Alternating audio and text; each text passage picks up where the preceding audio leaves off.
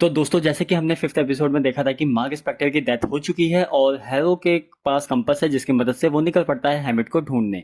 वहीं दूसरी तरफ मार्क फंसा हुआ है पाताल लोक में और हिप्पो वाली गॉडेस यानी कि टॉरेट उसे कहती है कि अगर वो अपने हार्ट को बैलेंस करे तो वो वापस यहाँ से जिंदा निकल सकता है। वहीं दूसरी तरफ मार्क की बीवी लैला हैरो का पीछा कर रही है हैरो से अपने पति की मृत्यु का बदला लेने के लिए। लेकिन हैरो तो बढ़ रहा है हैमिट की तरफ उसको आज़ाद करने के लिए और अब हैरो के पास पहले से ज़्यादा शक्ति है। कुछ ऑफिसर्स हैरो को रोकने की कोशिश करते हैं लेकिन वो मिनटों में उनका काम तमाम कर देता है और वहां से चले जाता है हैमिट के पिरामिड की तरफ। पिरामिड पहुंचकर हैरो तो पहले दूसरे अवतार को जान से मार देता है और उसके बाद वो हैमिट को आजाद कर देता है। सही में भाई बड़ी खतरनाक देवी है, घड़ियाल जैसा मुंह है इसका तो। और उसी दौरान रैजा भी खोंसू को आजाद कर देती है और खोंसू ऑफर करता है कि तुम मेरी अवतार बन जाओ, लेकिन रैजा उस ऑफर को ठुकरा देती है और खोंसू भी वहां से चले जाता है हैमिट को रोकने। अचानक से हिप्पो वाली देवी रैजा को कांटेक्ट करती है और कहती है कि चूंकि मार्क ने मुझे तुम्हारे बारे में बताया, उसने बोला कि मेरी बीवी को मैसेज दे देना कि वो हैरो से दूर रहे, इसलिए मैं तुम्हें आगाह करने आई हूँ। लेकिन इतने में हिप्पो रैजा को ऑफर भी करती है कि तुम मेरी अवतार बन जाओ तभी हम एमिट को रोक सकते हैं, अदरवाइज एमिट को रोक पाना बहुत ही ज्यादा मुश्किल है। अब चूंकि मरने से पहले किसी अवतार ने रैजा से कहा था कि उसको कोई दूसरा अवतार ही रोक सकता है और अभी रैजा को ये बात नहीं पता कि उसका पति जिंदा हो गया है, तो इस वजह से रैजा अवतार बनने को तैयार हो जाती है, लेकिन फॉर द टेम्पररी पर्पस के लिए।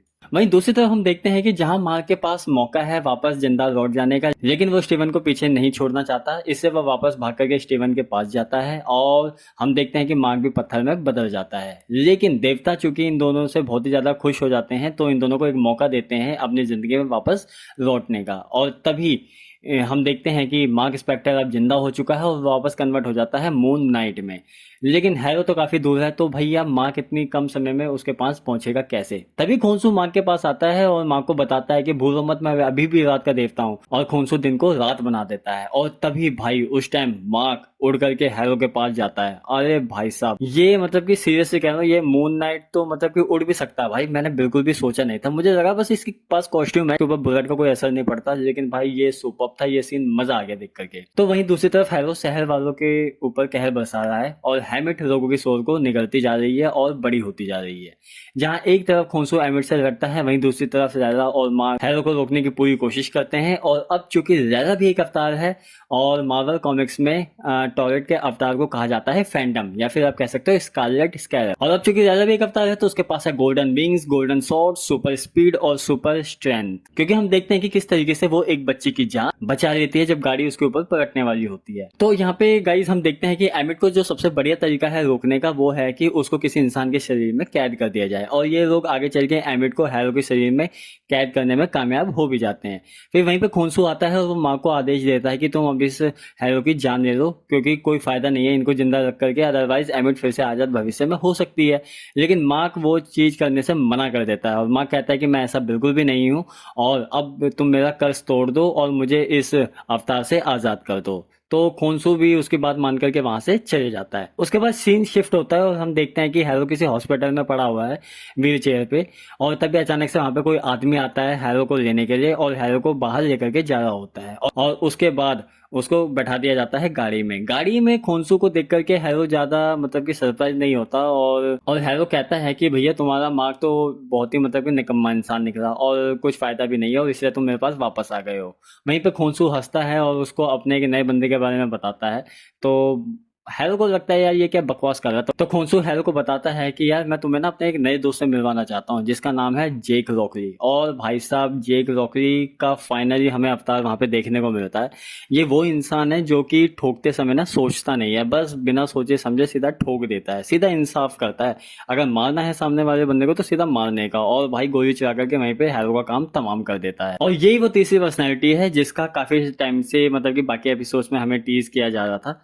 और सीरियसली कह रहा हूँ भाई साहब, जेक रॉकरी को देख करके मजा आ गया। आगे चल के अगर इसकी वेब सीरीज आती है तो डेफिनेटली वहाँ पे जेक रॉकरी को देखने में बहुत मजा आएगा, साथ के साथ राजा को भी देखने में मजा आएगा क्योंकि अब वो भी एक अवतार है। हालांकि उसने हिप्पो वाली देवी को बोला था कि मैं टेम्पररी पर्पस के लिए ही तुम्हारी अवतार बनूंगी, लेकिन भाई साहब अब उसके पास सुपर स्ट्रेंथ है, सुपर ह्यूमन स्पीड है, तो डेफिनेटली भाई हो सकता है वो अपने काम को आगे भी जारी रखना कोशिश करे। लेकिन इसके अंदर अंदर हमें एक चीज और अच्छे से समझ में आती है, ज़्यादा चूंकि चोरी छुपे अपना काम कर रही थी, वो हैरो के बीच में भी थी, किसी को पता नहीं चला, और वो बंदी स्किल्ड है लड़ाई में, फाइटिंग में, मार्शल आर्ट्स उसे अच्छे से आते हैं। तो यही वो वजह थी कि खोंसू भी उसके पीछे पड़ा हुआ था कि तू मेरी अवतार बन जा। तो खोंसू और एमिट में यार एक बहुत बड़ा डिफरेंस था, और इन दोनों के बीच में डिफरेंस ये था कि जहां एमिट लोगों को कोई भी गुनाह करने से पहले ही मार देती है, वहीं खोंसू उनको सजा देता है गुनाह करने के बाद। और यही दोनों के बीच का कन्फ्लिक्ट होता है कि एमिट कहती है कि तू मेरे साथ मिलकर काम कर, हमारा तरीका ही तो अलग है, बाकी हम दे तो क्या कहते हैं गुनहगारों को ही तो सजा दे रहे हैं। लेकिन खोंसू कहता है कि भैया गुनाह होने के बाद ही उसको सजा मिलनी चाहिए, जब उसने गुनाह किया ही नहीं तो हम उसको सजा क्यों दे। वहीं दूसरी तरफ एमिट कहती है तो हम क्या बैठ करके पहले ये चीज देखें कि कब अगला बंदा गुनाह करेगा, हम उसको लुफ्त उठाने दें उस चीज का, और तब जा करके हम उसको सजा दें। तो इस तरीके से तो पाप बढ़ता रहेगा संसार में। तो मतलब कि दोनों की कहानी, मतलब एमिट तो थी, देखो एमिट तो यहाँ पे पूरी गलत जा रही थी, क्योंकि ये तो बहुत ही गलत है। जब किसी इंसान ने कुछ गलत किया ही नहीं तो उससे पहले उसको जान की सजा दे देना, ये तो कहीं का इंसाफ नहीं है। लेकिन वहीं दूसरी तरफ मार्क भी बहुत ही ज़्यादा परेशान था, क्योंकि आई गेस बहुत दफ़ा उसकी बीवी जो लैला है उसकी जान बिल्कुल खतरे में पड़ी होगी इन सभी कारनामों की वजह से, जिसकी वजह से वो चाहता था कि उसकी बीवी उससे दूर रहे और उसकी बीवी की जान को खतरा बिल्कुल भी ना हो। तो गाइज यार ये थे मून नाइट के पूरे 6 एपिसोड्स, और सीरियसली कह रहा हूँ भाई मजा आ गया। ये मार्वल की सीरीज में मैं देखूं तो अभी तक का सबसे छोटा वेब सीरीज है जिसमें मात्र 6 एपिसोड थे, लेकिन भाई awesome, it was really awesome. और मून नाइट का कैरेक्टर भी अब प्रॉपर तरीके से एस्टेब्लिश हो चुका है, तो आगे चल के मार्वल वाले इसकी एक अच्छी खासी मूवी भी ला सकते हैं। इसकी अच्छी मतलब मूवी आई ना, सीरीज से कह रहा हूं बहुत बढ़िया बनेगी, और बहुत बढ़िया तरीके से कैरेक्टर को सेटअप कर दिया। या फिर मुझे लगता है ये शायद वेब सीरीज के साथ ही आगे कंटिन्यू करेंगे, और बहुत कुछ है दिखाने को। जो हमारा तीसरा कैरेक्टर है जेक रॉकली भैया, वो बहुत ही ब्रूटल टाइप का कैरेक्टर है, और उसके कैरेक्टर को अभी एक्सप्लोर और भी आने वाले सीजन में किया जा सकता है। वहीं राजा का जो किरदार है, अब चूंकि वो अवतार बन गई है, तो उसके भी कैरेक्टर को आगे चल के अच्छे खासा एक्सपोज किया जा सकता है। तो गाइज मैं यही बोलूंगा भाई, ये मून नाइट की सीरीज बहुत बढ़िया थी, जबरदस्ती मजा आया देख करके। तो गाइज अगर ये वेब सीरीज आपने अभी तक नहीं देखी है ना, तो मैं डेफिनेटली रिकमेंड करूंगा भाई, देखो आपको बहुत मजा आएगा, बहुत एंजॉय करोगे। तो दोस्तों बस आज के लिए इतना ही, हम आपसे मिलेंगे अगली वीडियो में, तब तक के लिए बाय गाइज।